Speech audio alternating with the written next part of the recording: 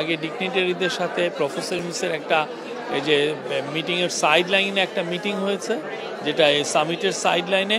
ওইখানে উনি কাতারি যারা ডেভেলপমেন্ট, যারা সিনিয়র অফিসিয়াল আছেন, মিনিস্টার আছেন, কাতারের টপ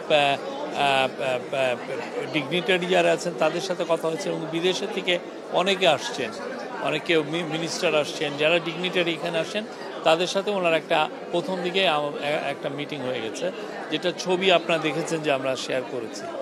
তারপরে 9টার পরে যেটা হয়েছে যে সামিটটা শুরু হয়েছে। সামিটে খুব ওপেনিং সেশনেই প্রফেসর ইউনূসের একটা বড় বক্তৃতা ছিল। উনি 20 মিনিট, 3জন ওপেনিং সেশনে মূলত বক্তব্য করেছেন 4 জন।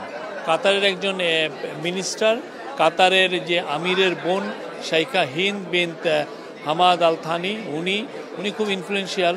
উনি কথা বলেছেন, উনি কাতার ফাউন্ডেশনের প্রধান, তো উনি কথা বলছেন। আর বাইরের থেকে কথা বলেছেন আমাদের chief advisor professor Mohammad Yunus, এবং আপনি জানেন ব্রিটিশ অ্যাক্টর, খুব নামকরা অভিনেতা ইদ্রিস আলবা।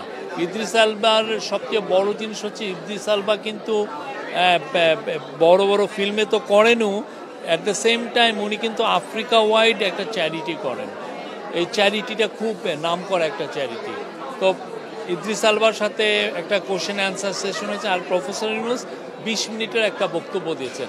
ওনার বক্তব্যর মূল বিষয়বস্তু ছিল যে কিভাবে মাইক্রো ক্রেডিট এবং সোশ্যাল বিজনেস কিভাবে মানুষের জীবনকে ট্রান্সফর্ম করে, সেটা বাংলাদেশেই হোক আমেরিকাই হোক, এই পুরো বিষয়টা উনি তুলে ধরেছেন, এবং এটা কিভাবে মানুষকে হোপ যোগায় এই জিনিসটা। এবং উনি এটাকে আরও যাতে মানুষ যাতে এটা দোরগোড়ায় যাতে পৌঁছে যায় পৃথিবীতে, যাতে সোশ্যাল বিজনেস আরও আমরা শুরু করতে পারি।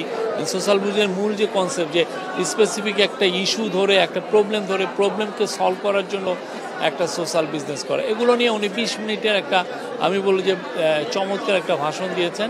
আমরা এটার ভাষণের কপি আপনাদের সাথে শেয়ার করবো। বাট এখানে যেটা হচ্ছে যে ওরা অত বেশি আমরা দেখলাম যে এটা বাইরে ফল আউট চাচ্ছে না, এটা খুবই ক্লোজ ডোর একটা ইভেন্ট।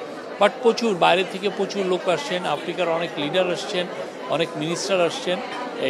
আর এখন উনি জাস্ট ওপেনিং সেরিমনি শেষে উনি এখন ওনার সাথে উনি কল অন করছেন হচ্ছে কাতারের যে কুইন, হ্যাঁ কুইনের, কাতারের যে কিং শেখ তামিম আল হামাদ আল থানি, তার মা শেখ মৌজা, আপনি জানেন শাইখা মৌজার সাথে, এবং শাইখা মৌজার মেয়ে শাইখা হিন্দ, যিনি এইটা আর্টনা সামিটের মূল উদ্যোক্তা, ইনাদের সাথে একটা মিটিং হচ্ছে। এই মিটিংটার বাংলাদেশ এবং কাতারের মধ্যে সম্পর্ক আরও সুদৃঢ় করার জন্য এই মিটিংটা খুবই বড় একটা ভূমিকা পালন করবে। শাইখা মৌজা আপনি জানেন কি না, পুরো আরব ওয়ার্ল্ডে উনার চেয়ে পাওয়ারফুল ওমেন আর নাই। উনি খুবই পাওয়ারফুল ওমেন। উনি একক নেতৃত্বে এই কালচারে কাতারে বা পুরো আরব ওয়ার্ল্ডে যেই ধরনের কালচারাল এস্টাবলিশমেন্ট করেছেন, এটা অতুলনীয়। কাতারে যে দেখবেন যে ইসলামকে নিয়ে যে একটা বড় তারা মিউজিয়াম করেছে, তারপরে কাতারে আপনি দেখবেন যে বড় বড় আমেরিকান বড় বড় ইউনিভার্সিটির শাখাগুলো এসে কাতারে সেট আপ হয়েছে। এটার মূল উদ্যোক্তাদের মধ্যে হচ্ছেন শাইখা মৌজা। খুবই এনলাইটেন একজন মানুষ, পুরো আরব ওয়ার্ল্ড তাকে রিভিয়ার করে, খুব তাকে সম্মান করেন। তো আজকের এই মিটিংটা আমরা মনে করছি যে কাতার আর বাংলাদেশের মধ্যে যে দ্বিপাক্ষিক যে ইস্যুগুলো আছে, যেগুলো নিয়ে আমরা বলছি, সেটা নিয়ে আমরা অনেক আরও এটা উত্তরোত্তর আরও সামনের দিকে আরও আমাদের বৃদ্ধি পাবে, এবং এটা আমি মনে করব যে আমাদের সুদৃঢ় হবে আমাদের ইয়েটা। এই মিটিংটা খুব ইম্পর্টেন্ট ছিল। আরেকটা সুখবর আপনাদেরকে দেই, সেটা হচ্ছে যে আপনারা জানেন বাংলাদেশের সোলজাররা কুয়েতে কিন্তু অনেক বছর ধরে তারা এসে ডিউটি করছেন, সেই গালফ ওয়ারের সময় থেকে। কাতার আমাদেরকে জানিয়েছে তারা বাংলাদেশের থেকে 725 জন সোলজার নেবে। এটা পার্মানেন্টলি প্রতি 3 বছর পর এই যে এরা একটা ব্যাচ আসবে 3 বছর, তারপরে আবার এবং আমরা চাচ্ছি যে এই নাম্বারটা যাতে আরও বেড়ে 1600 বা আরও বেশি করা যায়।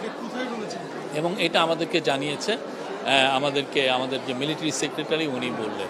মিলিটারি সেক্রেটারি SSF এর যিনি প্রধান এখানে, এনারা দুইজন আমাকে সকালে জানলেন। এটা আমাদের জন্য খুবই, কেননা এইখানে যে স্যালারিটা একজন সোলজারের স্টার্টিং স্যালারি 2.5-3 লাখের মতো। এটা 2 মাসের মধ্যে আমরা পাঠাতে পারবো, আমরা আশা করছি। এবং সামনে আমরা আরও তো অনেকগুলো ইস্যু আছে। কাতারে আমরা আরও বেশি শ্রমিক পাঠাতে চাই। তার কাতারের সাথে আমাদের আজকে আরেকটা বড় মিটিং হচ্ছে, কাতারের এনার্জি মিনিস্টারের সাথে আমাদের একটা বড় মিটিং হবে। সেখানে চিফ অ্যাডভাইজার নেতৃত্ব দেবেন। সেখানে আমাদের যে energy adviser doctor Fouzul Kabir Khan, উনি থাকবেন। আমাদের এনার্জি সেক্রেটারি আছেন। কাতার হচ্ছে পৃথিবীতে LNGর জন্য নাম্বার 1 কান্ট্রি। তো কাতারের থেকে আমরা যাতে LNGতে, কাতারের সাথে আমাদের অলরেডি একটা এগ্রিমেন্ট আছে, এটা লং টার্ম এগ্রিমেন্ট, কিন্তু আমরা চাচ্ছি আরও অনেক বেশি LNG আনতে। কেন আমরা আনতে চাচ্ছি? বিকজ প্রচুর বিদেশি ইনভেস্টর আমাদেরকে জানাচ্ছে যে তারা বাংলাদেশে ইনভেস্ট করতে চায়। এবং আপনি এনার্জি মিনিস্টার অ্যাডভাইজার আমাকে নিজে বলেছেন যে 600 দেশি কোম্পানি, 600 যারা বাংলাদেশে অলরেডি আছে, দেশি এবং মাল্টিনেশনাল, তারাই অলরেডি নতুন গ্যাস পাওয়ার লাইন ধরেছে। তো আমাদেরকে তো এদেরকে গ্যাসটাকে সরবরাহ করতে পারবে।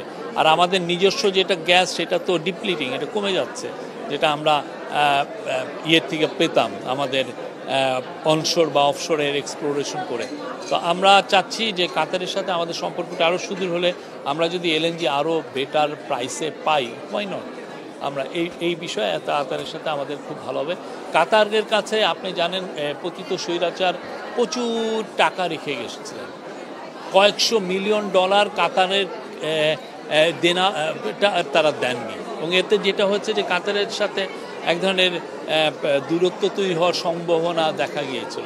আমাদের গভর্নমেন্ট এসে পুরো টাকাটা দেওয়ার আমরা মুভ নিয়েছি। এখন বোধহয় 37 মিলিয়ন ডলার আছে।